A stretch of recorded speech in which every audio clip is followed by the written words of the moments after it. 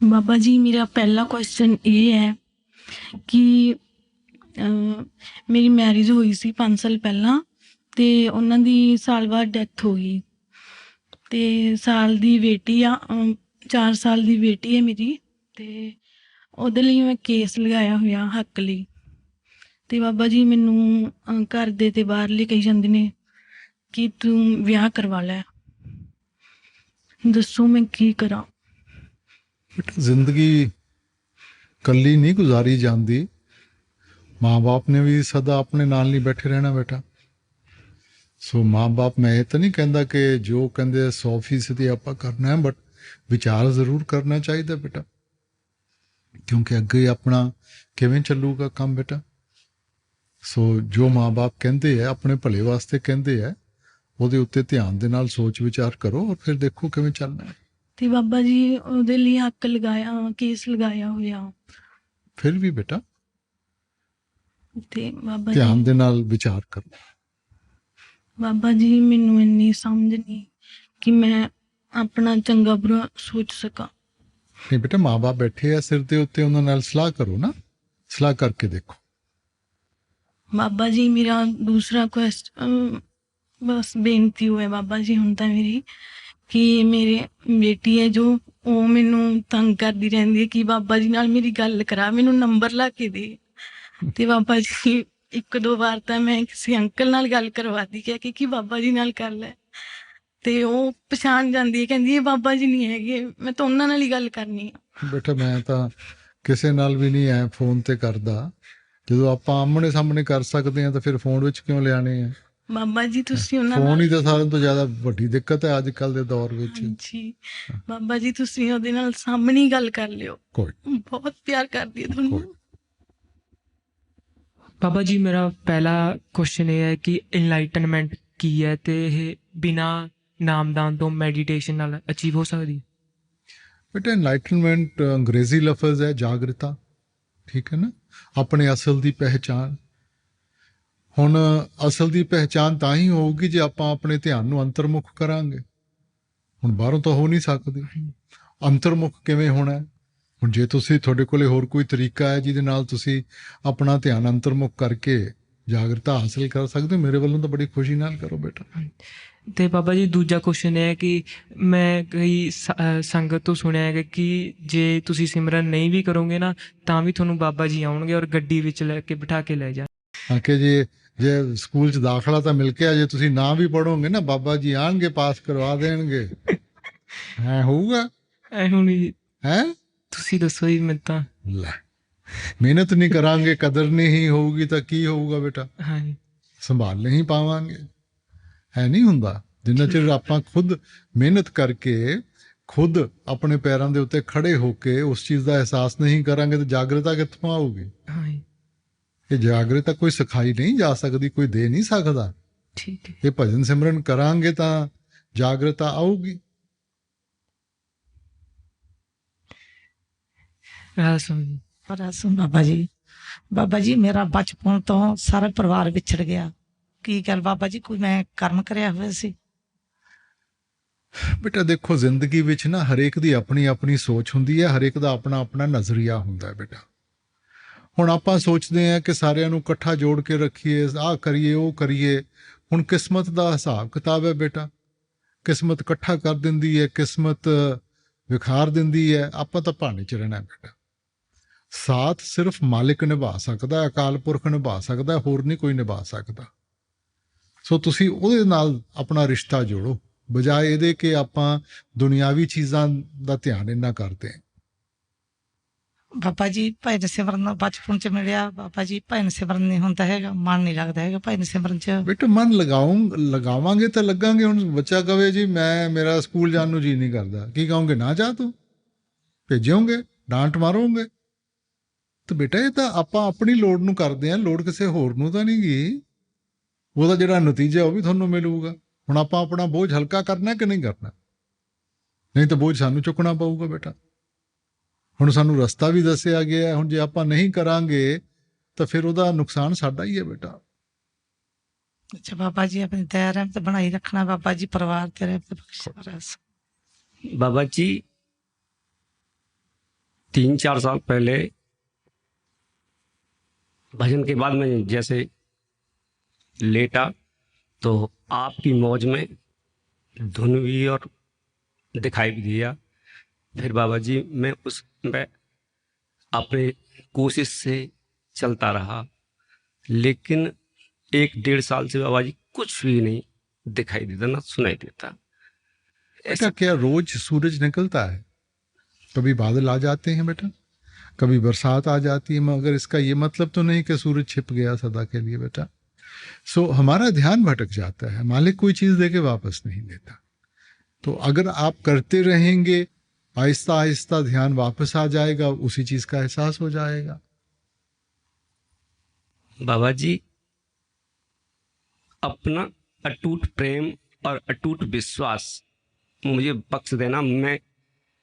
मुझे आप चाहिए और कुछ नहीं चाहिए बाबा जी। बाबा जी राधे स्वामी। ਬਾਬਾ ਜੀ ਮੇਰੇ ਤੋਂ ਦੁੱਖ ਤਕਲੀਫ ਨਹੀਂ ਕਿਸੇ ਦਾ ਦੇਖਿਆ ਜਾਂਦਾ ਜੀ। बेटा चंगी गल है, सेंसिटिव होना चाहिए, मगर इन्नी भी सेंसिटिव ना हो कि आप भी प्रॉब्लम बन के बह जाइए बेटा। ਹੁਣ ਜਿਵੇਂ ਕੋਈ ਡਾਕਟਰ ਕੋਲੇ ਜਾਂਦਾ ਹੈ, ਜੇ ਡਾਕਟਰ ਦੋ ਦੁੱਖ ਤਕਲੀਫ ਨੂੰ ਦੇਖ ਕੇ ਉਹ ਵੀ ਦੁਖੀ ਹੋ ਜਾਏ ਤਾਂ ਫਿਰ ਇਲਾਜ ਤਾਂ ਨਹੀਂ ਨਾ ਕਰ ਸਕਦਾ। ਸੋ ਆਪਾਂ ਦੇਖਣਾ ਬੇਟਾ, ਆਪਾਂ ਸੋਲੂਸ਼ਨ ਦਾ ਹਿੱਸਾ ਬਣਨਾ ਹੈ ਕਿ ਹੱਲ ਕੀ ਹੈ। ਸੋ ਸੈਂਸਿਟਿਵ ਹੋਣਾ ਬਹੁਤ ਚੰਗੀ ਗੱਲ ਹੈ ਬੇਟਾ। ਅਗਰ ਨਾਲ ਆਪਾਂ ਇਹ ਵੀ ਦੇਖੀਏ ਤਾਂ ਜੇ ਆਪਾਂ ਵੀ ਸਿਰ ਫੜ ਕੇ ਬਹਿ ਗਏ ਤਾਂ ਫਿਰ ਤਾਂ ਪ੍ਰੋਬਲਮ ਵੱਧ ਗਈ ਨਾ। ਉਹਦਾ ਹੱਲ ਕੀ ਹੈ, ਅੱਗੇ ਕਿਵੇਂ ਲੈ ਕੇ ਚੱਲੀਏ। ਜੇ ਆਪਾਂ ਨੂੰ ਸਾਰਿਆਂ ਦਾ ਦੁੱਖ ਦਰਦ ਦਿਖਦਾ ਹੈਗਾ, ਆਪਾਂ ਦੇਖੀਏ ਕਿ ਕਿਵੇਂ, ਕਿਸ ਹੱਦ ਤੱਕ ਆਪਾਂ ਕਿਸੇ ਦਾ ਸਾਥ ਦੇ ਸਕਦੇ ਹਾਂ, ਉਹਦਾ ਦੁੱਖ ਵੰਡ ਸਕਦੇ ਹਾਂ ਬੇਟਾ। ਮੇਰਾ ਦੂਸਰਾ ਕੁਐਸਚਨ ਹੈ ਜੀ, ਅਗਰ ਘਰ 'ਚ ਪ੍ਰੋਬਲਮ ਹੈ, ਅਗਰ ਅਸੀਂ ਉਰੇ ਆਉਣਾ ਚਾਹੁੰਦੇ ਸੇਵਾ ਤੇ ਨਾ ਆ ਪਾਏ ਫਿਰ ਨਹੀਂ ਬੇਟਾ, ਕਦੇ ਆ ਜਿਆ ਰਿਸਪੌਂਸ ਕਰੋ, ਕਦੇ ਜਦੋਂ ਦੇਖੋ ਬੇਟਾ, ਆਪਾਂ ਘਰ ਵਿੱਚ ਮਾਹੌਲ ਠੀਕ ਰੱਖਣਾ ਹੈ। ਜੇ ਘਰ ਦਾ ਮਾਹੌਲ ਠੀਕ ਨਹੀਂ ਹੋਊਗਾ, ਭਜਨ ਸਿਮਰਨ ਕਿਵੇਂ ਕਰਾਂਗੇ ਬੇਟਾ। ਸੋ ਕਦੇ ਮੌਕਾ ਮਿਲਦਾ ਹੈ, ਕਦੇ ਜ਼ਿੰਮੇਵਾਰੀਆਂ ਜ਼ਿਆਦਾ ਹਾਵੀ ਹੋ ਜਾਂਦੀਆਂ, ਇੱਕ बैलेंस रखो बेटा। बाबा जी मेरा पहला सवाल ये है कि ऐसे सिचुएशन में क्या करें कि जब पता नहीं चलता क्या सही है और क्या गलत है, दिमाग कुछ और कहता है, दिल कुछ और कहता है। नहीं बेटा देखो, जिंदगी मालिक ने दी है, साथ में विवेक दिया है बेटा। तो विवेक को इस्तेमाल करके आगे बढ़े, सीखें। ये ठीक है कि उसमें गलतियां होंगी, मगर गलती से सीखोगे तभी तो एहसास होगा ना, तभी तो आगे बढ़ पाएंगे। घबराना नहीं है कदम उठाने के लिए, मगर साथ में विवेक इस्तेमाल करके आगे बढ़ो। उसके साथ जब कदम उठाओगे, कई बारी गलती होगी, कई बारी सही होगा, तभी तो जिंदगी में आगे जाके पता चलेगा ना सही गलत का। ये कोई बता नहीं सकता, आपके लिए 100% नहीं कोई कर सकता। और बाबा जी दूसरा सवाल ये है कि कभी किसी के बारे में जब बुरा सोचता हूँ तो माइंड को उस तरफ से डाइवर्ट करने की बहुत कोशिश करता हूँ, वो होता नहीं है। सिमरन करना शुरू कर दिया करो, मालिक को याद करो, कोई अपना शब्द पढ़ना शुरू कर लो। बाबा जी हम वही प्रोफेशन में होते हैं तो कुछ चीज़ें हमें जैसे ऑफ ट्रैक करनी पड़ती है सक्सेस के लिए, तो वो बाबा जी ठीक है गलत है? नहीं बेटा, गलत काम करके उसके ऊपर आप नहीं बनाओगे तो सही कैसे हो सकता है बेटा। और बाबा जी मेरी 2 बेनती हैं। एक बाबा जी नामदान की बख्शिश कीजिए, और बाबा जी मेरे को अभ्यास परमानेंट शिफ्ट होने में मेरी हेल्प कीजिए। वो सारी जो ब्यास आ जाएंगे तो दुनिया किमें चलूगी बेटा। पहले आप अपने पैरों के ऊपर खड़े हों, जिम्मेवारियां निभाएं, फिर आगे जाके सेवा भी कर सकते हैं, मगर पहले जिम्मेवारियों को तो देखें ना। परमार्थ का ये मतलब नहीं है कि बेटा कि हम जिम्मेवारियों से भागें। परमार्थ का मतलब है कि जिम्मेवारियों का एहसास हो और हम उनको पूरा कर सकें। ਬਾਬਾ ਜੀ ਭਜਨ ਤੇ ਸਿਮਰਨ ਦੇ ਬੈਠਦੇ ਜ਼ਰੂਰ ਆ ਜੀ, ਪਰ ਤਰੱਕੀ ਨਹੀਂ ਚੱਲ ਰਹੀ ਕੋਈ। बेटे ਤੁਸੀਂ ਕਿਵੇਂ ਨਾਪਦੇ ਹੋ ਤਰੱਕੀ ਨੂੰ? ਮੈਨੂੰ ਤਾਂ ਸਮਝ ਨਹੀਂ ਆਉਂਦੀ ਬੇਟਾ। ਦਰਸ਼ਨ ਨਹੀਂ ਹੁੰਦੇ ਬਾਬਾ ਜੀ ਅੰਦਰੋਂ। ਨਹੀਂ ਬੇਟਾ, ਦਰਸ਼ਨ ਵੀ ਹੁਣ ਜਿੰਨਾ ਚਿਰ ਮਨ ਨਹੀਂ ਟਿਕੂਗਾ ਤਾਂ ਦਰਸ਼ਨ ਕਿੱਥੋਂ ਹੋਣਗੇ ਬੇਟਾ। ਸਾਡਾ ਮਨ ਤਾਂ ਅਸੀਂ ਬੈਠਦੇ ਬਾਅਦ ਵਿੱਚ ਆ, ਪਹਿਲਾਂ ਮਨ ਬਾਗੀ ਹੋਇਆ ਹੋਇਆ, ਪਤਾ ਨਹੀਂ ਕਿਸ ਕਿਸ ਚੀਜ਼ ਦੇ ਖਿਆਲ ਆਉਂਦੇ ਬੇਟਾ। ਆਪਾਂ ਭਜਨ ਸਿਮਰਨ ਕਰਨਾ ਮਹਾਰਾਜ ਜੀ ਦਾ ਹੁਕਮ ਮੰਨ ਕੇ, ਠੀਕ ਹੈ ਨਾ। ਹੁਕਮ ਮੰਨੀਏ ਪਾਈਏ। ਜੇ ਅਸੀਂ ਸੋਚੀਏ ਕਿ ਅਸੀਂ ਕੁਝ ਕਰ ਸਕਦੇ ਹਾਂ, ਸਾਡੇ ਤੋਂ ਨਹੀਂ ਹੋ ਸਕਦਾ। ਆਪਾਂ ਆਪਣਾ ਬਰਤਨ ਸਾਫ਼ ਰੱਖਣਾ ਹੈ। ਸਾਡਾ ਸਿਮਰਨ ਦਾ ਮਕਸਦ ਹੈ ਕਿ ਆਪਾਂ ਬਰਤਨ ਨੂੰ ਸਾਫ਼ ਕਰੀ ਚੱਲੀਏ। ਬਰਤਨ ਸਾਫ਼ ਹੋ ਜਾਊਗਾ, ਉਹਦੀ ਦਇਆ ਦੀ ਤਾਂ ਕੋਈ ਕਮੀ ਨਹੀਂ ਗੀ ਬੇਟਾ, ਭਰੂਗਾ ਉਹ। ਭਰਨ ਦੀ ਜ਼ਿੰਮੇਵਾਰੀ ਉਹਦੀ ਹੈ, ਸਾਡੀ ਨਹੀਂ ਗੀ। ਇਸ ਕਰਕੇ ਪਰਖਾਂ 'ਚ ਨਾ ਪਾਓ ਬੇਟਾ। ਪਰਖ ਮਨ ਤੋਂ ਆਉਂਦੀ ਹੈ। ਜਦੋਂ ਵੀ ਆਪਾਂ ਪਰਖ ਕਰਦੇ ਹਾਂ ਨਾ, ਕਿੱਥੇ ਪਹੁੰਚ ਗਿਆ, ਕੀ ਦਿਖਾਈ ਦੇ ਰਿਹਾ ਹੈ, ਕੀ ਸੁਣਾਈ ਦੇ ਰਿਹਾ ਹੈ, ਬਸ ਮਨ ਤੁਹਾਨੂੰ ਨੀਚੇ ਖਿੱਚ ਰਿਹਾ। ਤੇ ਬਾਬਾ ਜੀ ਇੱਕ ਪਰਿਵਾਰ ਬਿਮਾਰ ਬਹੁਤ ਰਹਿੰਦਾ ਜੀ, ਪਰਿਵਾਰ ਦੀ ਦਇਆ ਕਰੇ ਕੋਈ। ਬਸ। राधा स्वामी बाबा जी मेरा पहला सवाल ये है कि ज़रूरी होता है कि जिस जगह आप चौकड़ी मार के बैठ रहे हैं, जैसे बेड है या सोफ़ा है, क्या जगह अलग बदलने से भजन सिमरन में फ़र्क पड़ता है क्या? बेटा मन संबंध जोड़ के चलता है बेटा, ठीक है ना। जैसे दफ्तर का संबंध काम काज के साथ है, किचन का संबंध खाने के साथ है, सिनेमा हॉल का संबंध एंटरटेनमेंट के साथ है, तो एक संबंध जुड़ा हुआ है। बैठ तो आप कहीं भी सकते हैं, मगर वो जो संबंध जुड़ा हुआ है कि मैंने रोज यहाँ बैठना है, तो उस संबंध जोड़ने के साथ मन को चैनलाइज करना आसान हो जाता है। मगर ये कोई खास नहीं है कि मैंने बस वो एक ही कमरे में बैठना है, दूसरे में भी बैठ सकते हैं, ऐसी कोई बात नहीं। बाबा जी मेरा दूसरा सवाल ये है कि जैसे संगत आती है, सेवा जत्थे में आती है, एक जोश बना रहता है बाबा जी, तो वो जोश बाबा जी भजन सिमरन में भी बनवा दीजिए। नहीं, जब जत्थे में आते हो तो जोश मैं तो नहीं बनाता हूँ, आप खुद ही बाबा जी बनाते आप ही बनाते हैं, हैं। आप ही बनाते हैं। मैं तो कुछ नहीं करता बेटा। ये जो चीज है बेटा, हर एक को खुद करनी पड़ेगी। माहौल कोई किसी के लिए नहीं बना सकता। हमें भी तो तैयार होना चाहिए कि उस माहौल से फायदा उठाएं। तो जब तक हम खुद नहीं करेंगे बेटा, हमें कैसे एहसास होगा। मेरी रोटी खाने से के साथ आपको तो नहीं हिम्मत मिल सकती जब तक आप खुद नहीं खाएंगी बेटा। मैं तो गुण बता सकता हूँ, क्या होगा वो समझा सकता हूँ, मगर खाना तो खुद खाना पड़ेगा। बाबा जी मेरी एक अरदास है बाबा जी कि जो संगत नहीं आ पाई बाबा जी, उन सबको भी बुला लीजिए। ਜਿਹੜੀ ਆਈ ਹੈ ਪਹਿਲਾਂ ਉਹ ਤਾਂ ਹਜਮ ਕਰ ਲੈਣ। ਹਾਂ, ਸਾਨੂੰ ਦੂਜਿਆਂ ਦਾ ਜ਼ਿਆਦਾ ਖਿਆਲ ਰਹਿੰਦਾ, ਪਹਿਲਾਂ ਆਪਣੀ ਪੇਟ ਪੂਜਾ ਤਾਂ ਕਰ ਲਓ। ਰਾਧਾ स्वामी बाबा जी भजन सिमरन नहीं ਹੁੰਦਾ ਜੀ, ਬਾਰ-ਬਾਰ ਖਿਆਲ ਨੀਚੇ ਗਿਰਦਾ ਜੀ। ਬੇਟਾ ਉਹੀ ਗੱਲ ਹੈ ਨਾ, ਕਿਵੇਂ ਬਣਾਉਣਾ ਹੈ ਆਪਾਂ ਦੇਖੋ ਇੱਕ ਜਨਮ ਤੱਕ ਕੀ, ਕਈ ਜਨਮ ਆਪਾਂ ਆ ਗਏ ਨਾ, ਸਾਡੇ ਤੋਂ ਫਿਰ ਵੀ ਨਹੀਂ ਬਣਨਾ, ਬਣਾਊਗਾ ਉਹ। ਮਗਰ ਅਸੀਂ ਆਪਣੇ ਆਪ ਨੂੰ ਉਸ ਚੀਜ਼ ਵਾਸਤੇ ਤਿਆਰ ਤਾਂ ਕਰ ਲਈਏ ਨਾ ਬੇਟਾ। ਬੇਨਤੀ ਮੈਂ ਪਹਿਲਾਂ ਵੀ ਕੀਤੀ ਸੀ, ਬਰਤਨ ਸਾਫ਼ ਰੱਖੋ ਆਪਣਾ। ਕੋਈ ਇਹੋ ਜਿਹਾ ਕੰਮ ਨਾ ਕਰੋ, ਕੋਈ ਇਹੋ ਜਿਹਾ ਕਦਮ ਨਾ ਚੁੱਕੋ ਜੋ ਸਾਨੂੰ ਮਾਲਕ ਤੋਂ ਦੂਰ ਲੈ ਕੇ ਜਾਵੇ। ਆਪਣੀ ਜ਼ਿੰਦਗੀ ਨੂੰ ਸਵਾਰੋ, ਹੁਕਮ ਮੰਨ ਕੇ ਭਜਨ ਸਿਮਰਨ 'ਚ ਬੈਠੋ, ਬਾਕੀ ਉਹਦੀ ਮੌਜ ਹੈ, ਉਹ ਆਪੇ ਕਰੂਗਾ। ਬਾਬਾ ਜੀ ਇੱਕ ਵਾਰੀ ਸਤਸੰਗ ਦੇ ਵਿੱਚ ਮੈਂ ਲੇਟ ਹੋ ਗਿਆ ਤਾ ਜੀ, ਤੇ ਸਕਰੀਨ ਤੇ ਬਾਬਾ ਜੀ ਤੁਸੀਂ ਸਤਸੰਗ ਕਰ ਰਹੇ ਤੇ ਉੱਪਰ ਸਵਾਮੀ ਜੀ ਮਹਾਰਾਜ ਦੇ ਦਰਸ਼ਨ ਹੋ ਰਹੇ ਜੀ, ਉਹ ਮੈਂ ਦੱਸਦੇ ਤੇ ਮੁੜ ਕੇ ਹੋਏ ਨਹੀਂ। ਨਹੀਂ ਬੇਟਾ ਦੇਖੋ, ਜ਼ਿੰਦਗੀ ਵਿੱਚ ਐ ਨਹੀਂ ਫਰਕ ਪੈਂਦਾ, ਮਗਰ ਨਾਲ ਇਹ ਵੀ ਸੋਚੋ ਜ਼ਿੰਦਗੀ ਵਿੱਚ ਕੋਈ ਘਰੇ ਕੀਮਤੀ ਚੀਜ਼ ਹੈ, ਸੰਭਾਲ ਕੇ ਰੱਖਾਂਗੇ, ਡੋਂਡੀ ਤਾਂ ਨਹੀਂ ਨਾ ਪਿੱਟਾਂਗੇ। ਆਪਾਂ ਰੋਟੀ ਹਜ਼ਮ ਕਰਦੇ ਹਾਂ ਤਾਂ ਹੀ ਤਾਕਤ ਮਿਲਦੀ ਹੈ। ਸੋ ਬੇਟਾ ਜੋ ਵੀ ਹੁੰਦਾ ਹੈ ਨਾ, ਕਿਸੇ ਹੋਰ ਨੂੰ ਉਹਦਾ ਫਾਇਦਾ ਨਹੀਂ ਹੋਣਾ। ठीक है, संभाल के रखो तुसी। बाबा जी ये ध्यान साधना कराते हैं, सभी में कैंप लगते हैं, यहाँ क्यों नहीं होता ऐसा? वो क्या है? उससे बोलते हैं कि कुछ चढ़ाई में जल्दी रूहानी सफर जो होता है तय करने में एक चीज अपनाओ, एक चीज अपनाओ, ठीक है ना। या तो इस तरफ लगो या उस तरफ लगो, अब सब चीजों को करके बीच में खिचड़ी बन जाएगी। सो अगर तो आपने संत मत के साथ चलना है तो जो संत मत में समझाया जाता है उसके साथ चलो बेटा। उनके साथ जुड़ना बड़ी खुशी से जुड़ो, मैं नहीं किसी को रोकता, मगर एक चीज, एक रास्ता अपनाओ बेटा। नहीं बाबा जी ये करते हैं जैसे, तो भजन सिमरन भी करते हैं, जैसे हम बैठते हैं उसके बाद जब भजन करते हैं तो उसमें कुछ दिखाई नहीं देता है, न सुनाई देता है, तो फिर उठ जाते हैं। नहीं बेटा, वो देखो जब तक आप ध्यान नहीं लगाओगे तो क्या दिखाई देगा। अब कितने उम्रों का, कितने जन्मों का हमारा ध्यान बिखरा हुआ है, अब उसको इकट्ठा करना, ये तो वही बात है ना, किसी ने कई साल शराब पीकर अपना सत्यानाश कर लिया, फिर डॉक्टर के पास गया, उसने दवाई दी, हफ्ता दवाई लेकर आके कहता है मेरे अभी सेहत ठीक नहीं हुई। अरे भले मानस, इतने सालों से तो सत्यानाश कर लिया, अब एक हफ्ते में थोड़ी सी ठीक हो जाएगा।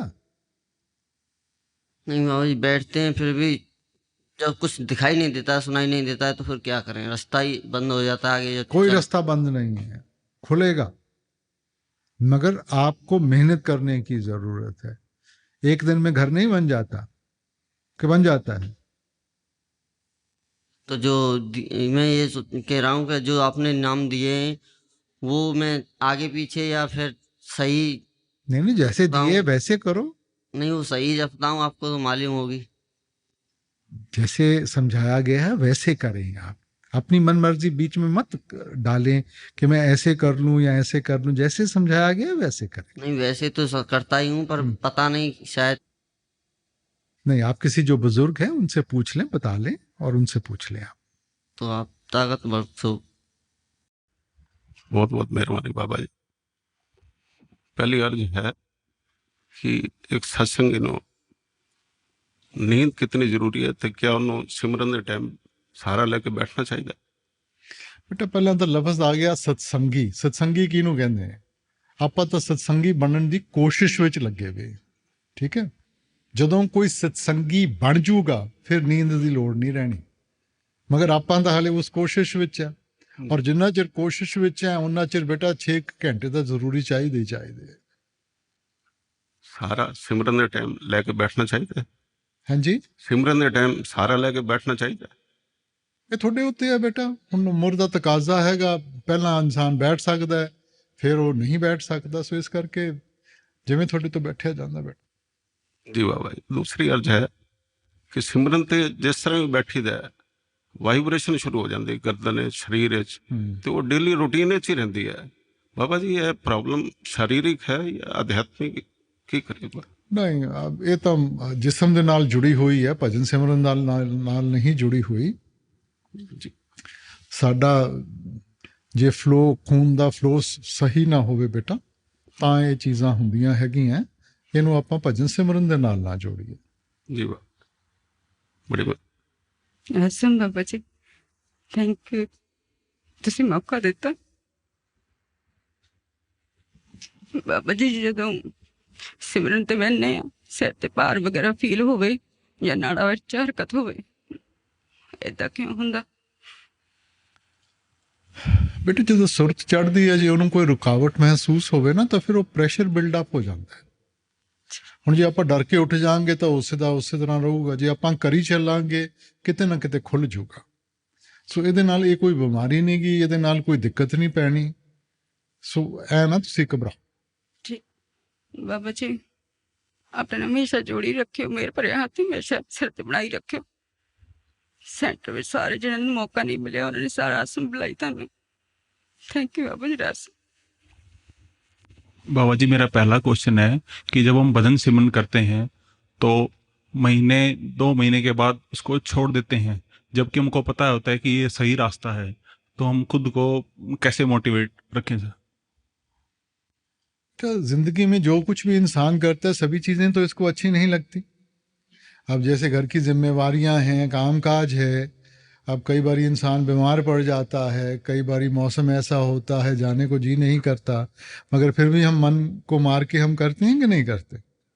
इन सब चीज़ों से ज़रूरी भजन सिमरन है बेटा, क्योंकि उसके साथ तो मालिक से रिश्ता जोड़ना है, मालिक का शुक्र करना है। सो बेटा ये तो हमें करना पड़ेगा। ऐसी आदत बनाएं जैसे रोज़ खाना खाते हैं, रोज़ नहाते हैं, तो अपनी आदत में इसको डाल लें कि भजन सिमरन मैंने रोज़ करना ही करना है। बाबा जी, मेरा दूसरा क्वेश्चन है, हमारा मन नेगेटिव विचारों के प्रति ज़्यादा क्यों भागता है बजाय कि पॉजिटिव विचारों के? नहीं बेटा, ऐसी बात नहीं है। मन प्रभावित हो जाता है, जो भी प्रभाव आपने इकट्ठे किए हैं वही आगे आएंगे ना। अब जो चीज़ आसान है बच्चा उसी की तरफ बढ़ता है, जो बुरी चीज़ें हैं वो आसानी से हो जाती हैं, जो सही हैं वो थोड़ी सी मुश्किल से होती हैं। तो जो प्रभाव आपने इकट्ठे किए हुए हैं आपकी सोच उनके ऊपर निर्भर है।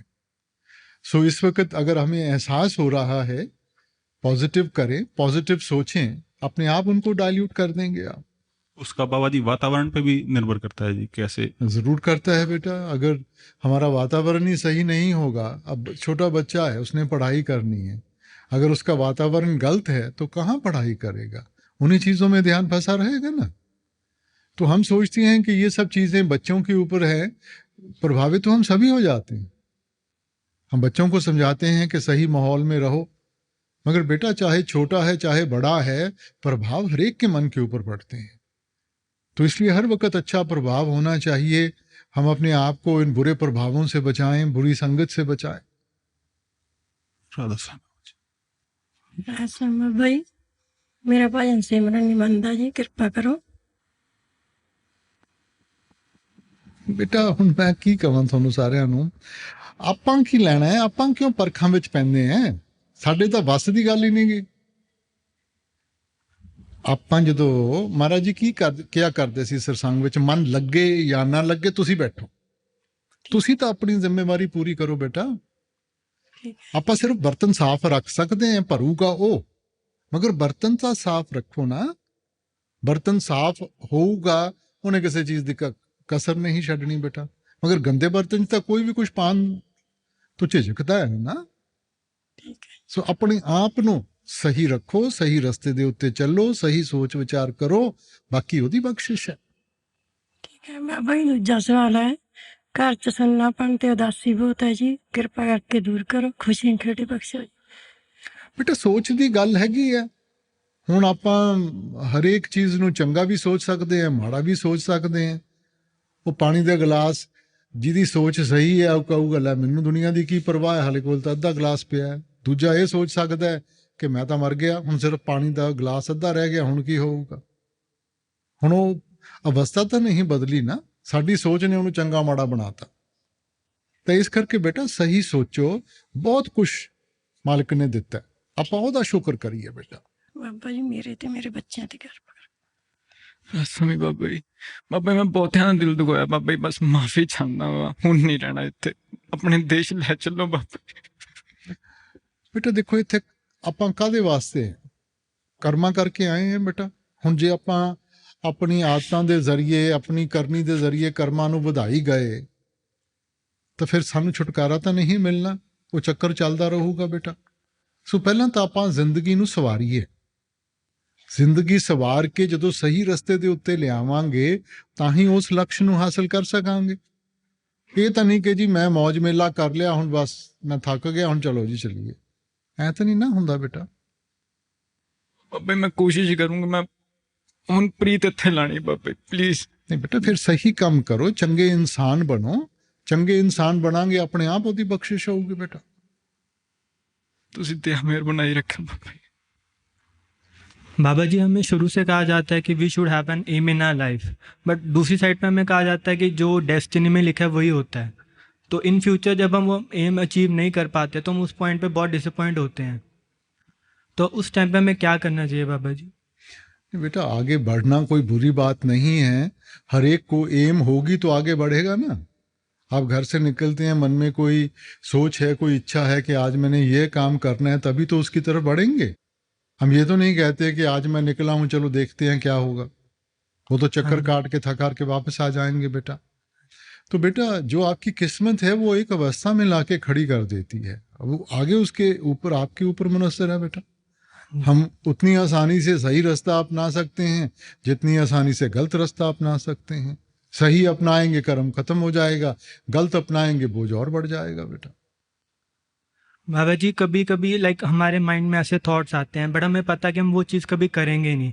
क्या वो चीज़ सोचने से भी हमारे कर्म बनते हैं बाबा जी? बेटा सोच से कर्म बनता नहीं है, मगर जिस चीज़ को बार बार सोचोगे वो प्रभाव तो करेगी ना।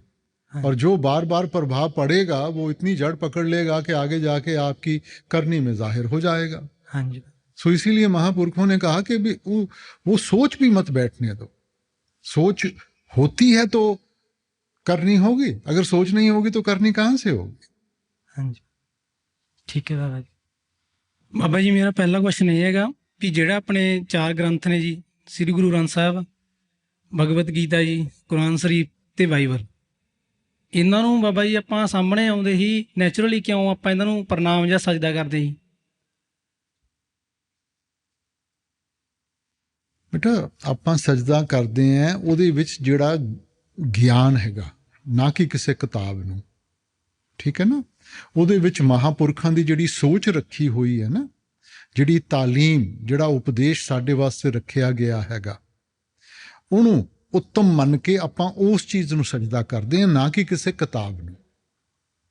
ਬਾਬਾ ਜੀ ਮੇਰਾ ਦੂਸਰਾ ਕੁਐਸਚਨ ਇਹ ਹੈਗਾ ਵੀ ਨਾਮਦਾਨ ਦੀ ਬਖਸ਼ਿਸ਼ ਕਦੋਂ ਸ਼ੁਰੂ ਕਰੋਗੇ ਜੀ? ਕਦੋਂ ਸ਼ੁਰੂ ਕਰੂੰਗਾ?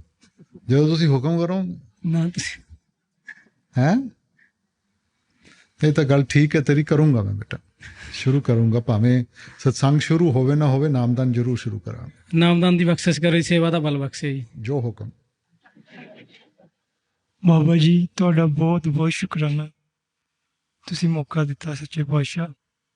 ਬਾਬਾ ਜੀ ਮੇਰਾ ਸਵਾਲ ਹੈਗਾ ਕਿ ਪਹਿਲੇ ਜਦੋਂ ਵਿਰਾਗ ਬਹੁਤ ਉੱਠਦਾ ਸੀਗਾ ਤੇ ਅੱਖਾਂ ਦੇ ਵਿੱਚ ਪਾਣੀ ਵੀ ਬਹੁਤ ਆਉਂਦਾ ਸੀਗਾ ਸੱਚੇ ਪਾਤਸ਼ਾਹ ਤੁਹਾਡੀ ਯਾਦ 'ਚ, ਤੇ ਬਾਬਾ ਜੀ ਉਹ ਵਿਰਾਗ ਤੇ ਉਹ ਤੜਫਦੇ ਹੀ ਘਟ ਗਈ ਸੱਚੇ ਪਾਤਸ਼ਾਹ। ਥੋੜਾ ਜ਼ਿੰਮੇਵਾਰੀਆਂ ਬੇਟਾ ਮੈਨੂੰ ਇਹ ਨਹੀਂ ਸਮਝ ਆਉਂਦੀ, ਬੱਚਾ ਵੀ ਕਹਿ ਦਿੰਦਾ ਕਿ ਅੱਜ ਤੁਸੀਂ ਪਿਆਰ ਕਰਦੇ ਹੋ, ਅੱਜ ਤੁਸੀਂ ਪਿਆਰ ਨਹੀਂ ਕਰਦੇ। ਆਪਾਂ ਵੀ ਕਹਿ ਦਿੰਦੇ ਆ ਕਿ ਅੱਜ ਚੰਗਾ ਸਰਸੰਗ ਸੀ, ਅੱਜ ਠੀਕ ਸੀ, ਜਾਂ ਅੱਜ ਭਜਨ ਸਿਮਰਨ ਚੰਗਾ ਹੋਇਆ, ਅੱਜ ਨਹੀਂ ਠੀਕ ਹੋਇਆ। ਆਪਾਂ ਕਿਵੇਂ ਇਹਨਾਂ ਚੀਜ਼ਾਂ ਨੂੰ ਦੇਖਦੇ ਹਾਂ? ਬੇਟਾ ਜੋ ਮਾਲਿਕ ਦੀ ਬਖਸ਼ਿਸ਼ ਹੈ ਉਹ ਤਾਂ ਉਹੋ ਜਿਹੀ ਹੈਗੀ ਹੈ। ਉਹਨੂੰ ਚੰਗਾ ਔਰ ਮੰਦਾ ਅਸੀਂ ਬਣਾਉਂਦੇ ਹਾਂ, ਸਾਡੀ ਸੋਚ ਬਣਾਉਂਦੀ ਹੈ। ਹੁਣ ਬੱਚੇ ਦੀ ਤੁਸੀਂ ਸਾਰੀ ਮੰਗ ਪੂਰੀ ਕਰਦੇ ਰਹੋ, ਉਹ ਕਹੂਗਾ ਜੀ ਪਿਆਰ ਕਰਦੇ। ਉਹਦੀ ਕਿਸੇ ਮੰਗ ਤੇ ਮਾਂ ਨਾ ਕਰਦੇ, ਉਹ ਫੱਟ ਦੇਣੇ ਕਹਿ ਦੂਗਾ ਪਿਆਰ ਨਹੀਂ ਕਰਦੇ। ਹਾਲਾਂਕਿ ਜੇ ਮਾਂ ਨੇ ਨਾ ਕੀਤੀ ਹੈ ਤਾਂ ਉਹਦੇ ਹਿੱਤ ਨੂੰ ਦੇਖਦੇ ਹੋਏ ਨਾ ਕੀਤੀ ਹੈ, ਮਗਰ ਬੱਚਾ ਨਹੀਂ ਨਾ ਸਮਝ ਸਕਦਾ। ਹੁਣ ਰੋਜ਼ ਤਾਂ ਸੂਰਜ ਨਹੀਂ ਨਿਕਲਦਾ ਬੇਟਾ, ਕਦੇ ਬੱਦਲ ਵੀ ਆ ਜਾਂਦੇ ਆ, ਬਰਸਾਤ ਵੀ ਆ ਜਾਂਦੀ ਹੈ। ਸੋ ਇਹ ਸਾਡਾ ਮਨ ਹੈ ਜਿਹੜਾ ਡੋਲਦਾ ਹੈ। ਉਹ ਜਦੋਂ ਡੋਲਦਾ ਹੈ ਸਾਨੂੰ ਕਦੇ ਕਈ ਚੀਜ਼ ਚੰਗੀ ਲੱਗਦੀ ਹੈ, ਕਦੇ ਨਹੀਂ ਚੰਗੀ ਲੱਗਦੀ। ਮਗਰ ਕਈ ਚੀਜ਼ਾਂ ਇਹੋ ਜਿਹੀਆਂ ਬੇਟਾ, ਜਿਵੇਂ ਪਿਆਰ ਹੈਗਾ, ਉਹ ਤਾਂ ਉਸੇ ਤਰ੍ਹਾਂ ਰਹੂਗਾ। ਇਹ ਤਾਂ ਹੋ ਨਹੀਂ ਸਕਦਾ ਕਿ ਅੱਜ ਮੈਨੂੰ ਜ਼ਿਆਦਾ ਪਿਆਰ ਹੈ ਤਾਂ ਅਗਲੇ ਦਿਨ ਮੈਨੂੰ ਘੱਟ ਪਿਆਰ ਹੈ, ਕਿ ਹੋ ਸਕਦਾ? ਨਹੀਂ ਸੱਚੇ ਪਾਤਸ਼ਾਹ। ਫਿਰ ਬੇਟਾ ਸੋ ਇਸ ਕਰਕੇ ਬੇਟਾ ਸਾਡਾ ਮਨ ਡੋਲਦਾ ਹੈ। ਜਿੰਨਾ ਚਿਰ ਆਪਾਂ ਮਨ ਨੂੰ ਨਹੀਂ ਕਾਬੂ ਕਰਾਂਗੇ, ਮਨ ਨੂੰ ਸਹਿਜ ਵਿੱਚ ਨਹੀਂ ਲਿਆਵਾਂਗੇ, ਇਹ ਸਾਨੂੰ ਰੋਜ਼ਮਰਾ ਜ਼ਿੰਦਗੀ 'ਚ ਇਹ ਚੀਜ਼ਾਂ ਮਹਿਸੂਸ ਹੁੰਦੀਆਂ। ਕਮੀ ਸਾਡੇ ਵਿੱਚ ਹੈ। ਬਾਬਾ ਜੀ ਦਇਆ ਮਿਹਰ ਬਣਾ ਰੱਖਣਾ।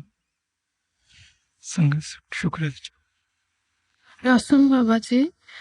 Thank you for giving me this golden opportunity.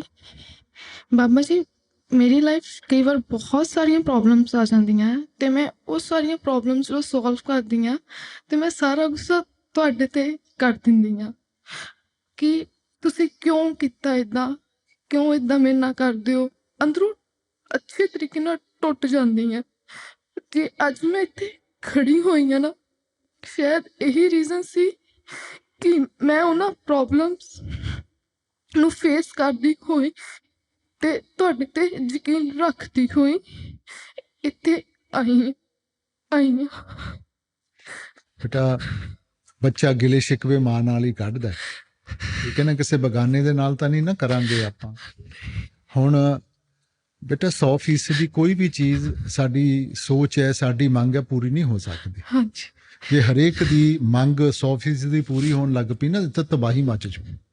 ਠੀਕ ਹੈ। ਸੋ ਕਦੇ ਹੋਊਗੀ ਕਦੇ ਨਹੀਂ ਹੋਊਗੀ ਬੇਟਾ। ਠੀਕ। ਹੁਣ ਸਾਡਾ ਮਨ ਇਹਨਾਂ ਚੀਜ਼ਾਂ ਦੇ ਨਾਲ ਜੁੜਿਆ ਹੋਇਆ, ਇਸ ਕਰਕੇ ਕਦੇ ਆਪਾਂ ਖੁਸ਼ ਹੋ ਜਾਂਦੇ ਹਾਂ, ਕਦੇ ਆਪਾਂ ਗਮੀ 'ਚ ਚਲੇ ਜਾਂਦੇ ਹਾਂ ਕਿ ਮੇਰੀ ਮੰਗ ਕਿਉਂ ਨਹੀਂ ਪੂਰੀ ਹੋਈ। ਹਾਂਜੀ। ਸੋ ਬੇਟਾ ਇਹ ਤਾਂ ਜ਼ਿੰਦਗੀ ਦਾ ਹਿੱਸਾ ਹੈ। ਹਾਂਜੀ ਬਾਬਾ ਸੋ ਜੀ। ਇਹ ਚੀਜ਼ਾਂ ਤਾਂ ਆਪਾਂ ਨੂੰ ਸਿੱਖਣੀਆਂ ਪੈਣਗੀਆਂ। ਸੋ ਤੁਸੀਂ ਗਿਲੇ ਸ਼ਿਕਵੇ ਬੜੀ ਖੁਸ਼ੀ ਨਾਲ ਕਰੋ, ਠੀਕ ਹੈ ਬਾਬਾ ਉਹਦੇ 'ਚ ਜੀ। ਕੋਈ ਫਰਕ ਨਹੀਂ ਪੈਂਦਾ, ਠੀਕ ਹੈ ਨਾ। ਮਗਰ ਨਾਲ ਸਾਨੂੰ ਇਹ ਸੋਚਣਾ ਪਊਗਾ ਕਿ ਉਹ ਸਾਨੂੰ ਉਹੀ ਦੇਊਗਾ ਜੋ ਸਾਡੇ ਹਿੱਤ ਵਿੱਚ ਹੈ। ਹਾਂਜੀ ਮੈਂ ਤੁਹਾਡੇ ਸਾਨੂੰ ਤਾਂ ਬੇਟਾ ਪਤਾ ਹੀ ਨਹੀਂ ਕਿ ਚੰਗਾ ਕੀ ਹੈ ਮਾੜਾ ਕੀ ਹੈ। ਹਾਂਜੀ ਬਾਬਾ ਜੀ। ਹਾਂ। ਮੈਂ ਤੁਹਾਡੇ ਤੇ ਪੂਰਾ ਯਕੀਨ ਰੱਖੂੰਗੀ ਤੇ ਅੱਗੇ ਤੋਂ ਮੈਂ ਕਦੀ ਵੀ ਆਪਣਾ ਵਿਸ਼ਵਾਸ ਡੋਲੂੰਗੀ ਨਹੀਂ ਤੁਹਾਡੇ ਤੋਂ, ਠੀਕ ਹੈ। ਔਰ ਮੈਂ ਵੀ ਕਦੇ ਬੋਲੂੰਗਾ ਨਹੀਂ ਜਦੋਂ ਤੁਸੀਂ ਗਿਲੇ ਸ਼ਿਕਵੇ ਕਰੋਗੇ। ਨਹੀਂ ਤੁਸੀਂ ਉਦਾਂ ਵੀ ਨਹੀਂ ਬੋਲਦੇ ਹੋ, ਤੁਸੀਂ ਮੇਰੀ ਗੱਲ ਨੂੰ ਬਹੁਤ ਅੱਛੇ ਤਰੀਕੇ ਨਾਲ ਸੁਣਦੇ ਹੋ, ਸਮਝਦੇ ਹੋ। ਤੇ ਬਾਬਾ ਜੀ ਜਦੋਂ ਤੁਹਾਨੂੰ ਲੱਗੇ ਨਾ ਕਿ ਮੈਨੂੰ ਨਾਮਦਾਨ ਦੀ ਬਖਸ਼ਿਸ਼ ਹੋਣੀ ਹੈ, ਕਿ ਮੈਂ ਉਸ ਕਾਬਿਲ ਬਣ ਗਈ ਹੈ ਨਾ, ਤੇ ਤੁਸੀਂ ਮੈਨੂੰ ਉਸ ਨਾਮਦਾਨ ਦੀ ਬਖਸ਼ਿਸ਼ ਜ਼ਰੂਰ ਕਰਿਓ। ਤੇ ਹੈ ਨਾ, ਮੈਂ ਆਪਣੇ ਵੱਲੋਂ ਪੂਰੀ ਮਿਹਨਤ ਕਰੂੰਗੀ, ਮੈਂ ਖੁਦ ਬੈਠੂੰਗੀ ਤੇ ਤੁਹਾਡੀਆਂ ਬਲੈਸਿੰਗਸ ਨਾਲ ਮੈਂ ਸੱਚਖੰਡ ਜ਼ਰੂਰ ਪਹੁੰਚੂਗੀ। ਤੁਸੀਂ ਆਪਣੀ ਇੰਨੀ ਮਿਹਨਤ ਕਰੋਗੇ ਨਾ ਮੇਰੇ ਉੱਤੇ। ਤੇ Baba ji thank you so much ਕਿ ਤੁਸੀਂ ਮੈਨੂੰ ਇੰਨੀ ਵਧੀਆ ਫੈਮਿਲੀ 'ਚ ਬਰਥ ਦਿੱਤਾ। ਮੇਰੇ ਦਾਦਾ ਜੀ ਇੱਥੇ ਆਉਂਦੇ ਰਹੇ, ਚਰਨ ਸਿੰਘ ਜੀ ਮਹਾਰਾਜ ਜੀ ਨੇ ਸੇਵਾ ਕਰਦੇ ਰਹੇ। ਮੇਰੇ ਪਾਪਾ ਬਹੁਤ ਸਪੋਰਟਿਵ, ਮੰਮਾ ਬਹੁਤ ਸਪੋਰਟਿਵ। ਤੇ ਮੇਰੇ ਸਾਰੇ ਵੀਰਾਂ ਤੇ ਆਪਣੀ ਬਲੈਸਿੰਗ ਜ਼ਰੂਰ ਕਰਿਓ, ਠੀਕ ਹੈ ਬਾਬਾ ਜੀ। ਇਹ ਭੈਣਾਂ ਤਾਂ ਨਹੀਂ? ਬਾਬਾ ਜੀ ਮੇਰੀ ਇੱਕ ਕਜ਼ਨ ਹੈ, ਮੇਰੇ 7 ਵੀਰ ਆ। ਓ ਹਾਂ, ਤੁਸੀਂ ਮੈਨੂੰ ਬਹੁਤ ਜ਼ਿਆਦਾ ਵਧੀਆ ਫੈਮਿਲੀ ਦਿੱਤੀ ਹੋਈ। ਮੇਰੇ ਕਜ਼ਨਸ ਹੈ ਬਟ ਸਕੀਆਂ ਭੈਣਾਂ ਨਾਲੋਂ ਵੱਧ ਮੇਰਾ ਕਰਦੇ ਆ। ਮੈਂ ਸਭ ਕਰੂੰਗੀ ਨਾ। Okay, thank you. Daswan Babaji. Babaji, how are you? Babaji, I'm having a lot of butterflies in my stomach. So please excuse me for that. So Babaji, I have been initiated from the last 4 years and have been enjoying my journey till now. From the last 5 to 6 months, I'm experiencing a situation in which whenever I sit for meditation, my right ear starts to buzz a lot. The kind of sound I can explain like it's a sound wave or like the train is running through a tunnel, something like that. So I'm not able to understand how should I tackle the situation. But the sound is to give us a sense of direction. So initially what you will hear is a very gross sound, right? Suppose there's music playing in the village next, and if I'm very far away, all I will hear is a gross sound. But if I let that give me a sense of direction, I hold on to it and start moving towards it, the nearer I become, I will be able to hear the different notes. I will be able to make out what are the different instruments. But in reverse, if I start walking away from it, it will start fading and just become a gross sound. So don't analyze. Just listen to whatever you can hear and let yourself go with that. So Baba, should I continue with my Simran or should I go follow both the parts of it? No, initially you should do the way it was explained to you. Follow that timing. Eventually when the notes become pulling, that's the time when you do more bhajan and less Simran. Babaji, also I've experienced this when before I go to my bed to sleep, I lie down and do Simran. So I experience acute pain in my thighs and the pain becomes so much that I have to stop the Simran sometimes. So I'm not able to understand why exactly. When you are lying down? I'm lying on the bed. So that has got nothing better. All this pain and all has to do with your body. Meditation has to do with your soul. Meditation can't cause any pain in your body, beta. I understand that, but the moment I stop my Simran, it becomes very normal. So I'm not. You're either putting pressure or creating tension in the body, beta. Okay. Simran has to be done in the most relaxed manner. If you think that you can push your attention, you can't do that. So just be relaxed. Okay. We are creating that tension. All right. Happy birthday in advance, Babaji. Thank you. What is birthday? Your birthday is on 1st August, so I just wanted to wish you. My actual birthday is when I was initiated. All right. Thank you, Babaji. Baba ji ਮੇਰਾ ਪਹਿਲਾ question ਹੈ ਕਿ ਮੈਂ ਚਾਹੁੰਦਾ ਕਿ ਮੇਰਾ ਆਖਰੀ ਸਾਹ ਵੀ ਜਿਹੜਾ ਇਹ ਡੇਰੇ 'ਚ ਨਿਕਲੇ, ਕਿ ਮੈਂ ਨੂੰ ਸੇਵਾ ਦਾ ਬਲ ਬਖਸ਼ਿਓ, ਕਿ ਮੈਂ ਸੇਵਾ 'ਚ ਹੀ ਸਾਰੀ ਉਮਰ ਇੱਥੇ ਲਗਾਵਾਂ। ਬੇਟਾ ਦੇਖੋ, ਉਹ ਵੀ ਹੁਣ ਆਪਣੀ ਸੋਚ ਦੀ ਗੱਲ ਹੈ ਨਾ। ਹੁਣ ਆਖਰੀ ਸਾਹ ਡੇਰੇ 'ਚ ਉਹਦੇ 'ਚ ਕੀ ਫਰਕ ਪੈਂਦਾ ਬੇਟਾ? ਆਪਾਂ ਨੂੰ ਤਾਂ ਇਹ ਕਹਿਣਾ ਚਾਹੀਦਾ ਹੈ ਕਿ ਮੇਰਾ ਆਖਰੀ ਸਾਹ ਉਹਦਾ ਨਾਂ ਜਪਦੇ ਹੋਏ ਗੁਜ਼ਰੇ, ਕਿ ਉਹ ਮੇਰੀ ਸੋਚ ਵਿੱਚ ਰਵੇ, ਠੀਕ ਹੈ ਨਾ? ਕਿਉਂਕਿ ਅੰਤ ਸਮੇਂ ਜੋ ਸੋਚ ਹੋਊਗੀ ਉਹੀ ਕਸ਼ਿਸ਼ ਬਣਾਊਗੀ ਜਿੱਧਰ ਆਪਾਂ ਜਾਣਾ ਹੈਗਾ। ਸੋ ਜੇ ਸਾਰੀ ਉਮਰ ਆਪਾਂ ਉਹਦਾ ਨਾਮ ਜਪਿਆ ਹੈਗਾ ਤਾਂ ਅੰਤ ਸਮੇਂ ਵੀ ਉਹੀ ਯਾਦ ਰਹੂਗਾ। ਜੇ ਸਾਰੀ ਉਮਰ ਸਾਡਾ ਧਿਆਨ ਦੁਨੀਆ ਵਿੱਚ ਫੈਲਿਆ ਰਿਹਾ ਤਾਂ ਉਹੀ ਸੋਚਾਂ ਉਸ ਵਕਤ ਅੱਗੇ ਆਉਣਗੀਆਂ ਬੇਟਾ। ਸੋ ਡੇਰੇ ਦੀਆਂ ਇੱਟਾਂ ਪੱਥਰਾਂ 'ਚ ਕੁਛ ਨਹੀਂ ਰੱਖਿਆ ਤੁਹਾਡੇ ਵਿੱਚ ਹੈ। ਤਾਂ ਤੁਸੀਂ ਆਪਣੇ ਅੰਦਰ ਉਹ ਸੋਚ ਬਣਾਉਣੀ ਹੈ, ਉਹ ਪਿਆਰ ਜਾਗਰਿਤ ਕਰਨਾ ਹੈ। ਬਾਬਾ ਜੀ ਸੇਵਾ ਦਾ ਬਲ ਬਖਸ਼। ਬਾਬਾ ਜੀ ਜੇ ਕੋਈ ਭਜਨ ਸਿਮਰਨ ਕਰਨਾ ਚਾਹੁੰਦਾ ਹੈ ਪਰ ਉਸਨੂੰ ਨਾਮਦਾਨ ਦੀ ਬਖਸ਼ਿਸ਼ ਨਹੀਂ ਹੋਈ, ਜਿਵੇਂ ਕਿ ਮੇਰੀ ਏਜ ਦਾ ਕੋਈ ਹੋਵੇ, ਤਾਂ ਉਸਨੂੰ ਕੀ ਕਰਨਾ ਚਾਹੀਦਾ ਹੈ? ਬੇਟਾ ਆਪਾਂ ਨੀਂਦ ਤਾਂ ਬਣਾਈ ਹੈ ਨਾ। ਦੇਖੋ ਘਰ ਬਣਾਉਣਾ ਤਾਂ ਇੱਕ ਦਿਨ 'ਚ ਵੀ ਖੜਾ ਕਰ ਸਕਦੇ ਹੋ, ਪਰ ਉਹਦੀ ਨੀਂਹ ਨਹੀਂ ਹੋਣੀ। ਪਹਿਲਾ ਤੂਫਾਨ ਆਊਗਾ, ਟੁੱਟ ਜਾਊਗਾ। ਸੋ ਮਾਲਿਕ ਨੇ ਮੌਕਾ ਦਿੱਤਾ ਬੇਟਾ। ਆਪਣੇ ਵਿੱਚੋਂ ਕਈ ਇੱਥੋਂ ਇਹੋ ਜਿਹੇ ਹੈ ਜਿਨ੍ਹਾਂ ਨੇ ਬਗੈਰ ਸੋਚੇ ਸਮਝੇ ਨਾਮ ਲੈ ਲਿਆ, ਠੀਕ ਹੈ ਨਾ। ਹੁਣ ਉਹਨਾਂ ਨੂੰ ਮੁਸ਼ਕਿਲ ਲੱਗ ਰਿਹਾ ਹੈਗਾ, ਤੇ ਜੇ ਆਪਾਂ ਪਹਿਲਾਂ ਹੀ ਨੀਂਹ ਬਣਾ ਲਈਏ, ਸਮਝ ਕੇ ਆਈਏ, ਉਹਨੂੰ ਨਿਭਾਉਣਾ ਸੌਖਾ ਹੋ ਜਾਊਗਾ ਬੇਟਾ। ਦੂਜਾ ਕੁਐਸਚਨ ਇਹ ਹੈ ਕਿ ਮਾइंड किस तरह कंट्रोल हो सकता है, शांति किस तरह मिल सकती है? ਬੇਟਾ ਦੇਖੋ, ਮਨ ਆਪਣੀ ਆਦਤ ਤੋਂ ਮਜਬੂਰ ਹੈ। ਜਿਹੋ ਜਿਹੀ ਆਦਤਾਂ ਪਾਈਆਂ ਮਨ ਨੇ ਤਾਂ ਉਸੇ ਤਰ੍ਹਾਂ ਚੱਲਣਾ ਹੈ। ਇਸ ਕਰਕੇ ਜਿੰਨਾ ਚਿਰ ਆਪਾਂ ਵਿਵੇਕ ਦਾ ਇਸਤੇਮਾਲ ਕਰਕੇ ਇਹਨੂੰ ਸਹੀ ਤਰੀਕੇ ਜਾਂ ਸਹੀ ਆਦਤ ਨਹੀਂ ਪਾਉਂਦੇ, ਇਹ ਆਪਣੀ ਆਦਤਾਂ ਨਹੀਂ ਛੱਡ ਸਕਦਾ ਬੇਟਾ। ਉੱਥੇ ਭਜਨ ਸਿਮਰਨ ਆਪਣਾ ਆਉਂਦਾ ਬੇਟਾ। ਜਿਵੇਂ ਜਿਵੇਂ ਅੰਦਰੋਂ ਰਸ ਆਊਗਾ, ਉਹਨੂੰ ਚੱਖੂਗਾ, ਉਹਦੇ ਨਾਲ ਇਹ ਦੁਨੀਆ ਦੇ ਰੰਗ ਤਮਾਸ਼ੇ ਫਿੱਕੇ ਪੈਣਗੇ। Radha Swami Babaji, my question is, whenever, sometimes in life we make a decision that is practical, it is beneficial for us, but we are not really happy about it. So is that a right decision? Like sometimes we make an emotional decision ki no, I want to do this, but we don't really think about for example financial situation ki if will I be able to afford it or not, but I really want to do it. So how do you make a correct decision? Beta, today our mind has been programmed, and happiness and sadness is seen by the programming of the mind. One man's food can be another man's poison. We don't know what is good for us. We don't know what is bad for us. We are only going by the programming. Many times you take a so-called decision which you feel is beneficial for you, and see that ends up by being the worst possible thing. And sometimes you didn't even want something. That happens, and that has become the best thing for you possible. So we really don't know. We are just, as per what program is there on our mind, we tend to put things into good and bad. Now, whatever the Lord has created can't be bad, beta.